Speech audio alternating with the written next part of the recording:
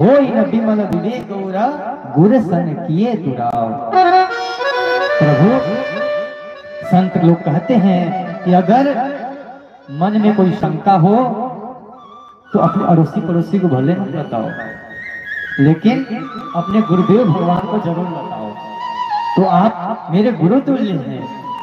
अगर मैं आपसे इस संशय को छुपाता हूं ये बहुत अनीति है और किसी के निर्मल बुद्धि नहीं हो सकता अगर गुरु से वो कुछ छुपाता है तो। इसीलिए भले ही मैं हंसी के पात्र बनूं तो मुझे कुछ आता नहीं है, लेकिन आपसे छुपाना भी तो नहीं है ना। इसलिए मेरे मन में एक शंका है। याज्ञवल्क्य जी बोले, भरद्वाज जी आपके मन में शंका? आप तो परम तपस्वी हैं, तापस सम दम दया निधाना। आपके वश में आपकी बुद्धि और इंद्रियां हैं, आपको कैसे संशय हो सकता है? बोले क्या करे तुझे, हो गया है। तो बोले बताओ तो संशय क्या है तुम्हारा? तो बोलते हैं, राम कवन प्रभु पूछूं तो ही कहिए बुझाई के पानी मोही। मैं इस संसार में तो आया परंतु मेरे मन में एक संशय है। अच्छा ये बताइए, यहाँ पर कोई ऐसा है जिसको ये पता ना हो कि राम कौन है? सबको पता है ना कि राम कौन है।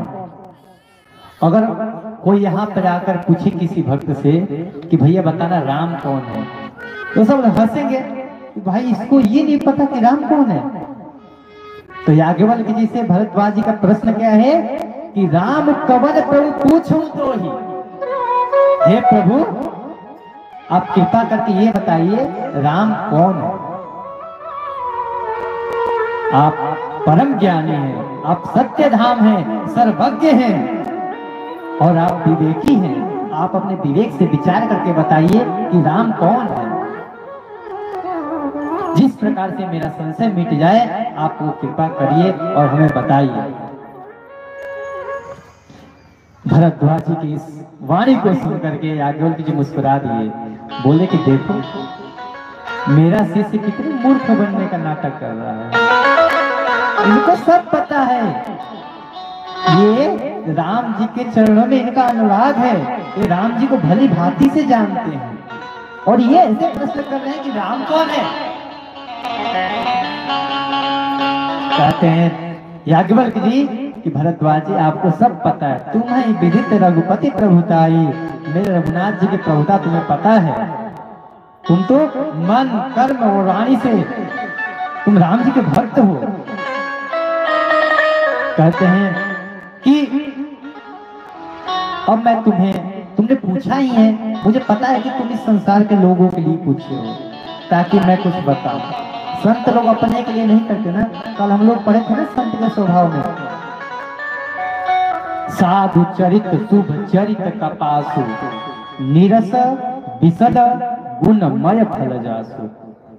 कपास के रुई के जैसे होते हैं संत जी, उनमें कोई रस नहीं होता, कोई रंग नहीं, कोई रूप नहीं, परंतु दूसरे के दुखों को समाप्त करने वाले होते हैं। याज्ञवल्क्य जी कहते हैं कि भरद्वाज जी मैं वो आपको कथा सुनाता हूं। ये कलयुग को समझिए कि एक महिषासुर, एक कलयुग एक महिषासुर राक्षस है। तो ये राम कथा क्या है? माँ काली के स्वरूप है। उस महिषासुर को मारने के लिए माँ काली का रूप धारण कर लेता है ये राम कथा। राम कथा सत किरण समाना संत चकोर करहि जहि पाना। ये जो राम कथा है वो चंद्रमा के किरणों के जैसे है और संत लोग चकोरे के भांति उस किरणों को ग्रहण करते हैं और प्रसन्नता से झूमते रहते हैं, भ्रमण करते रहते हैं, मगन रहते हैं। और आपने पूछा है तो ये सुनो, मैं आपको वो कथा सुनाता हूं जो शिव जी ने पार्वती जी को सुनाया। एक बार की बात है कि इसी प्रकार से जिस प्रकार से आपने संशय प्रकट किया है, इसी प्रकार से माता सती ने भी एक बार संशय प्रकट किया था उस संशय के निवारण के लिए महादेव जी ने जो बखाना था, महादेव जी ने जो कहा, उस कथा को मैं अब कहूंगा। देखिए कहां से कहां कथा चल गई। तुलसीदास जी किसकी कथा बता रहे हैं? याज्ञवल्क्य जी और भरद्वाज के बीच में जो हो रहे हैं वार्ता, उसको बता रहे हैं। और याज्ञवल्क्य जी किस कथा को बता रहे हैं? शिव जी और पार्वती जी के बीच में जो कथा हुई उसको बता रहे हैं। कहते हैं कि एक बार ऐसे ही माता पार्वती ने भी संशय किया था कि राम है, ये राम परमात्मा कैसे हो सकते? ये तो साधारण मनुष्य के भांति विचरण कर रहे हैं, विलाप कर रहे हैं। तब शिव जी ने कहा, एक बार त्रेता युग माही शंभु गए तुम ऋषिका, एक बार त्रेता युग माही शंभु गए तुम ऋषिका, संग सती जग जननी भवानी, संग सती जननी भवानी, पूजे ऋषि अखिलेश्वर जाने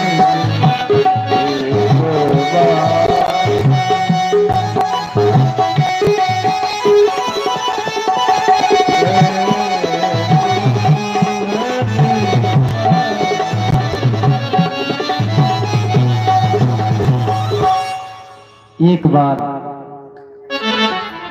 त्रेता युग का समय था। 4 युग होते हैं, आप लोगों को पता है? 4 युग पता है ना आप लोगों को? 4 युग कौन कौन से होते हैं? किसको किसको 4 युगों का नाम पता है? और लोगों को नहीं पता है? तो आज श्रवण कर लीजिए। प्रथम युग का नाम है, बताइए, बोलिए बोलिए, सतयुग। दूसरे युग का नाम है त्रेता युग। दूसरे युग का नाम है द्वापर युग। और तीसरे युग का नाम, चौथे युग का नाम है जिसमें हम लोग बैठे हैं। कौन सा युग चल रहा है ये?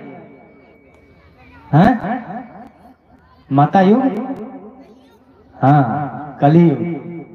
वैसे माताओं का ही युग चल रहा है अभी। माताओं का ही तो राज है। माता काली का पूजन करते हैं, माता गायत्री का पूजन कर रहे हैं हम लोग। ये माता युग ही, कलियुग नहीं, काली युग ही। तो इन 4 युगों में याज्ञवल्क्य जी कहते हैं एक त्रेता युग हुआ, जिसमें एक बार शिव जी माता सती के साथ अगस्त्य ऋषि के आश्रम को गए। जब माता सती के साथ शिव जी को आते देख करके अगस्त्य जी ने उनका आदर सत्कार किया, पूजन किया, तब माता सती के मन में एक संशय हो गया कि हम लोग तो यहाँ आए थे कथा श्रवण के लिए, तो हम लोग यजमान हुए और अगस्त्य ऋषि के पास आए, इनसे कथा श्रवण करने हैं, तो अगस्त्य जी वक्ता हुए। तो ये नियम है कि श्रोता वक्ता का पूजन करे, और यहाँ तो उल्टा चल रहा है, वक्ता ही श्रोता का पूजन करने लगा। तो ये देख करके सती जी के मन में पहले ही संशय हो गया। और जब शिव जी के कहने पर अगस्त्य जी ने राम कथा शिव जी को सुनाया, शिव जी सुन करके प्रसन्न हुए। यहाँ पर कहते हैं तुलसीदास जी, सुनी महेश परम सुख मानी। सती जी साथ में तो आई हैं, शरीर से तो वहां बैठी हैं, पर उनके मन राम कथा में नहीं लगा। आप सबका मन लग रहा है ना? हाँ, कि शरीर यहाँ पे है और मन घर पे। ये सती जी की थी, ऐसा नहीं करना चाहिए, वहीं पर मन लगाइए। गए थे राम कथा श्रवण के लिए और सती जी ने संशय पहले ही कर लिया, अपने आप को बड़ा समझ लिया और बड़ा समझने के कारण वो राम कथा श्रवण ही नहीं कर पाई, अभिमान बस अभिमान में ही रह गई। शिव जी कथा को श्रवण किया और इस कथा के रूप में अगस्त जी ने गुरु दक्षिणा में कहा कि आप हमें राम भक्ति दे दीजिए। शिव जी ने उनको राम भक्ति दे दी और वहां से चल रही है।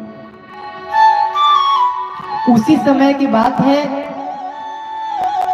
कि श्री भगवान हरि मनुष्य का रूप धारण करके अयोध्या नरेश श्री दशरथ के घर में जन्म लिए हैं और पिताजी की आज्ञा के पालन के लिए वन में गए हैं। 14 वर्ष का वनवास प्रभु का चल रहा है और प्रभु पंचवटी में निवास कर रहे हैं। वहां से कपटी रावण मारीच के सहायता से माता जानकी का हरण कर लिया है और हरण करने के बाद मेरे रघुनाथ जी एक साधारण मनुष्य के भांति आंखों में आंसू लेते हुए विलाप करते हुए और वन के लता पताओं से पूछ रहे हैं, एक मृग है मधुकर श्रेणी, तुम देखे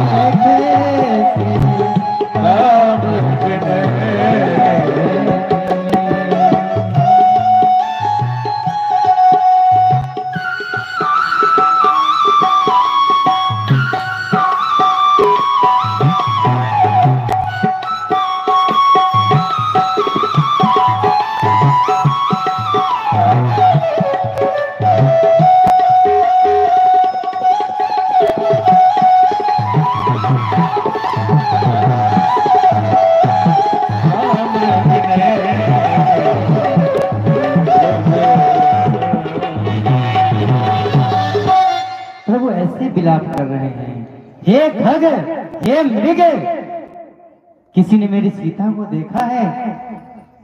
कैसे हैं? मृग के नयन के समान जिनके नेत्र हैं, ऐसे मेरी सीता को किसी ने देखा है?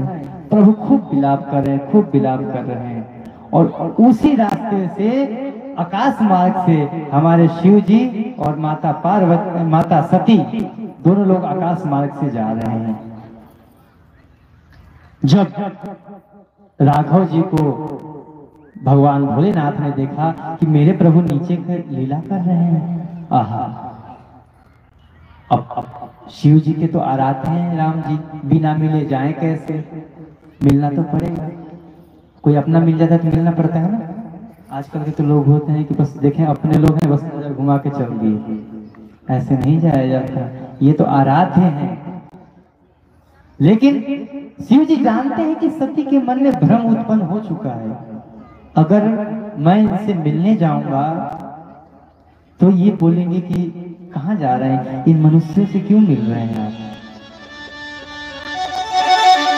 और बोलते हैं अगर मैं अभी जाऊंगा इनके पास तो सब जान जाएंगे कि ये कोई मनुष्य नहीं है, ये साक्षात परमात्मा है। और रावण तो इतना बड़ा विद्वान है, वो चुप बैठने वाला नहीं है, वो नीतिज्ञ है। वो यहाँ से सीता जी का हरण किया होगा तो किसी न किसी गुप्तचर को जरूर बैठाया होगा कि देखते रहो कहाँ कहाँ फिर रहे हैं, कहाँ कहाँ घूम रहे हैं।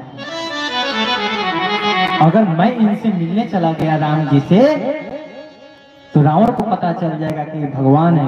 और अगर रावण को पता चल गया कि भगवान है तो सीधा ब्रह्मा जी के पास जाएगा, हे ब्रह्मदेव, आपकी वाणी आप झूठी हो गई, अब मैं इन राम से मारा नहीं जाऊंगा। क्यों नहीं मारा जाऊंगा? क्योंकि मैंने वरदान लिया था आपसे कि मैं किसी देवता के हाथ से न मारा जाऊं। तो ये तो देवता भगवान विष्णु हैं, इनके हाथ से कैसे न मारा जाऊं? इसलिए वहां पे चिन्हासी नहीं किए। अगर मान लीजिए आपका कोई परम मित्र हो, किसी को आप जानते हैं और उसपे दुख की भारी विपत्ति आ चुकी है, तो उस समय आप उसकी सहायता करेंगे? क्या करेंगे? छोड़ के चल देंगे? सहायता करेंगे ना? तो राम जी अभी विलाप कर रहे हैं। उस समय प्रभु दुखित हैं, तो उस समय शिव जी को चाहिए कि राम जी से मिले जा करके उनकी सहायता करें, बता दें कि रावण ले गया है। शिव जी ने कहा कि मैं इसलिए नहीं जाके मिल रहा हूं क्योंकि मैं जानता हूं कि ये तो प्रभु नाटक कर रहे हैं।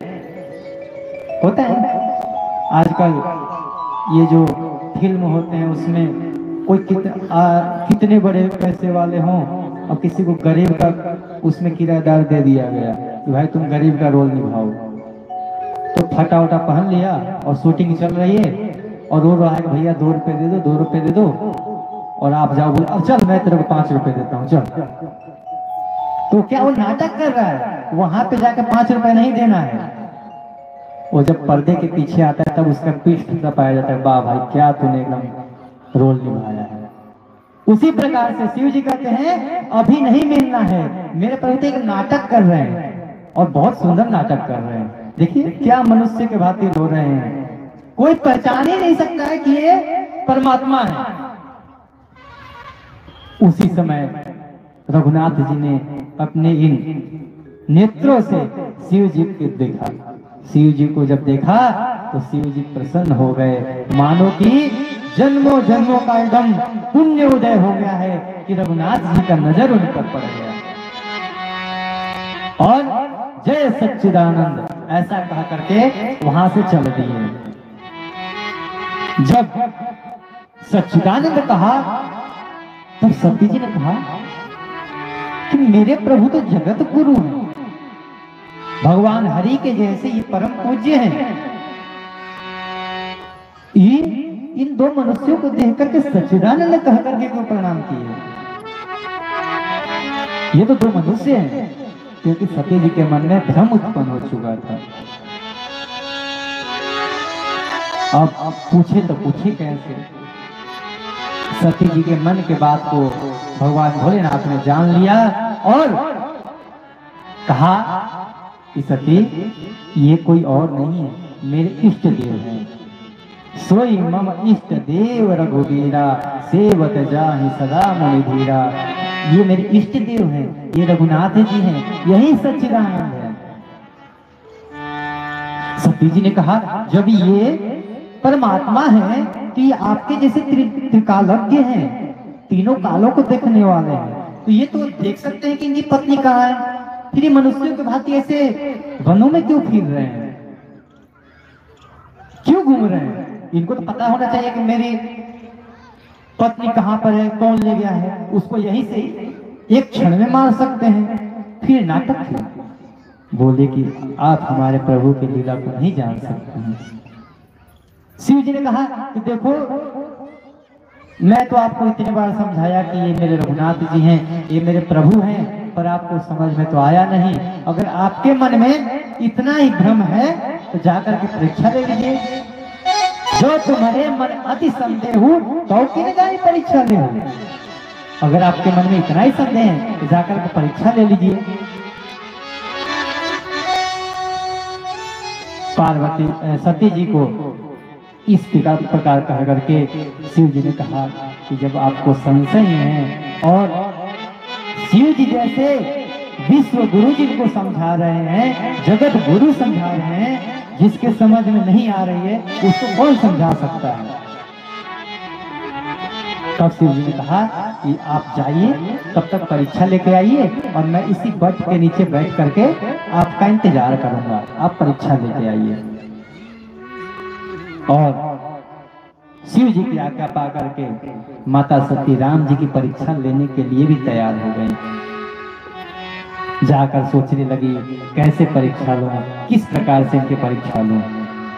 तब उनके विचार में पता नहीं कैसे आ गया कि मैं सीता का रूप धारण करूं। माता सती ने सीता जी का रूप धारण कर लिया और जिस रास्ते से राम जी और लक्ष्मण जी जा रहे थे उसी रास्ते के आगे आगे होकर के चलने लगी। लक्ष्मण जी ने देखा कि ये तो माता सती हैं जो माता जानकी का रूप धारण करके जा रही हैं, लेकिन राम जी थे तो बोले कि राम जी तो सब जानने ही वाले हैं, इनसे क्या बताना। चुपचाप रह गए लक्ष्मण जी। राम जी ने देखा, अरे ये तो माता जी हैं, ये मेरी परीक्षा लेने आई है। अच्छा चलो। जब सती जी जो सीता जी का रूप धारण किए हुए हैं आगे देखा, तब राम जी ने कहा, अरे माता,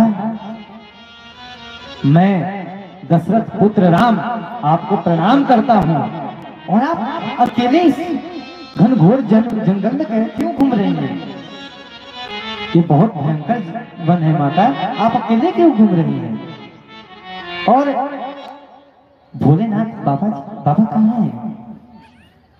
इतना सुना कि मैं तो सीता का वेश धारण की हुई हूँ, फिर भी मेरे को पहचान गए। वहां से माता सती एक शब्द भी नहीं बोल पाई और चलते बने। जाती हुई रास्ते में सोच रही है कि अब मैं क्या कहूंगी। स्वामी पूछेंगे कि किस प्रकार परीक्षा ली, तो मैं क्या कहूंगी। सोचते सोचते जा रही थी, तब उनके हृदय में कष्ट उत्पन्न हुई कि मैंने रघुनाथ जी को संदेह किया, अब मैं क्या उत्तर दूंगी जाकर के। तब राम जी ने कहा, इनके दुख को दूर करना पड़ेगा। जिस रास्ते से मां सती जा रही थी, तो वहीं पर आगे क्या देख रही है, राम जी लक्ष्मण जी किसके साथ, सीता जी के साथ आगे आगे चल रहे हैं। जहाँ देखे तहाँ प्रभु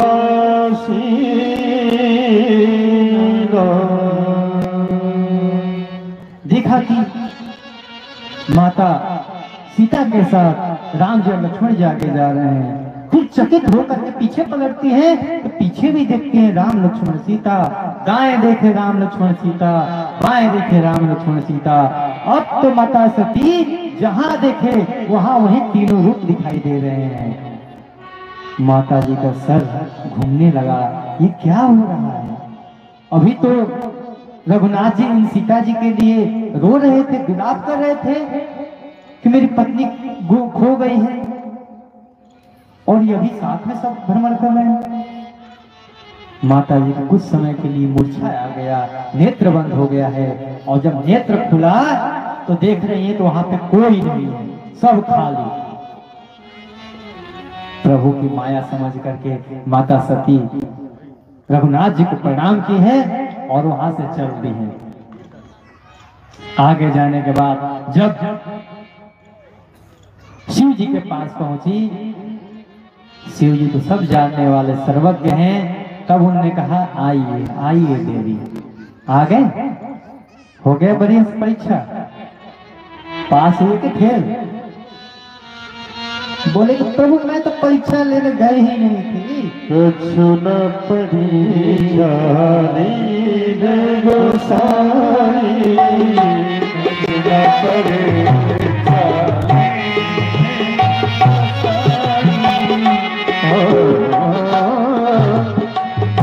कछु न परीक्षा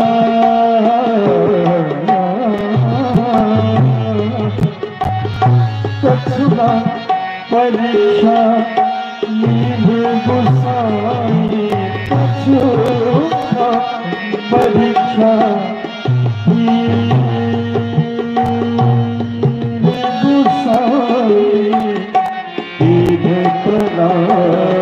तुम्हारे ही आई,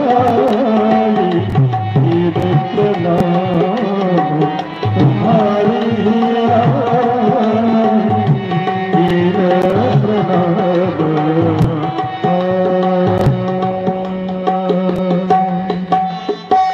ये प्रभु मैं तो परीक्षा लेने ही नहीं गई थी, मैं तो गई और जिस प्रकार से आपने उनको जय सच्चिदानंद कह करके प्रणाम किया, मैं भी उसी प्रकार से प्रणाम करके चली आई।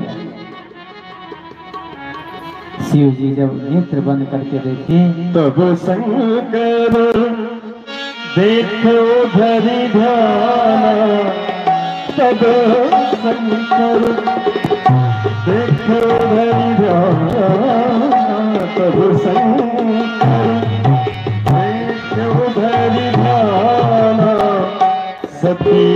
जो कीन चरित सब जाना, सती जो कीन चरित सब जाना।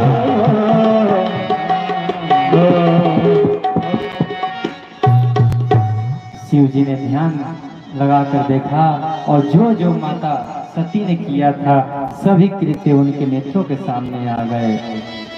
यहाँ पर जब सती जी की सच्चाई सामने आई है भोलेनाथ जी के, तो भोलेनाथ जी क्रोध नहीं किए।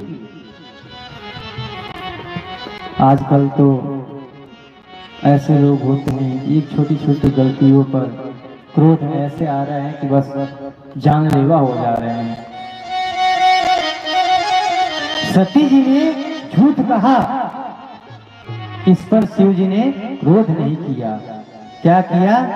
उन्होंने हर इच्छा जान करके ये भगवान की इच्छा है और उन भगवान की माया को बंधन किया, उन माया को सिर झुकाया कि धन्य है रे माया, तूने सती जैसी स्त्री का भी मति भ्रम कर दिया, फेर दी तूने मति, धन्य है, तेरे से कोई नहीं बच सकता, धन्य है तू। ऐसा कह करके अब माता सती ने सीता का रूप धारण किया है। शिव जी के इष्ट देव हैं राम जी, और राम जी की पत्नी माता समान हुई। तो जब पत्नी ने माता का रूप धारण कर लिया, तब शिव जी ने कहा कि अब इनके साथ रहना ठीक नहीं है, जाओ अब सती संग करोगा प्रीति। अगर मैं सती संग का प्रेम करता हूँ तो भक्ति का पथ मिट जाएगा, भक्ति की मर्यादा नष्ट हो जाएगी। अब मैं सती को अर्धांगिनी के रूप में स्वीकार नहीं कर सकता। सती ने जान गई कि शिव जी को सब पता चल गया है। रास्ते में जा रहे हैं, जाते जाते शिव जी विचार कर रहे हैं।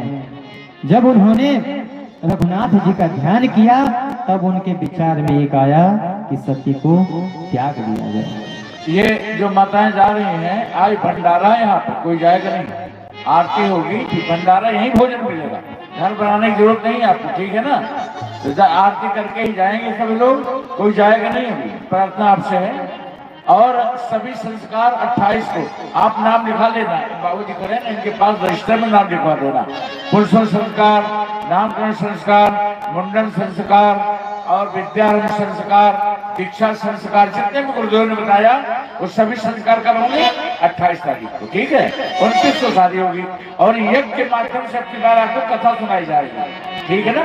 कथा सुन रहे हैं, अब चेंज किया, अब यज्ञ कब होगा? 28 को, ठीक है ना? पूरा पूर्णाहुति के साथ। लेकिन ये सबसे बड़ा यज्ञ है, ज्ञान यज्ञ, इसमें तो आता ही आना है।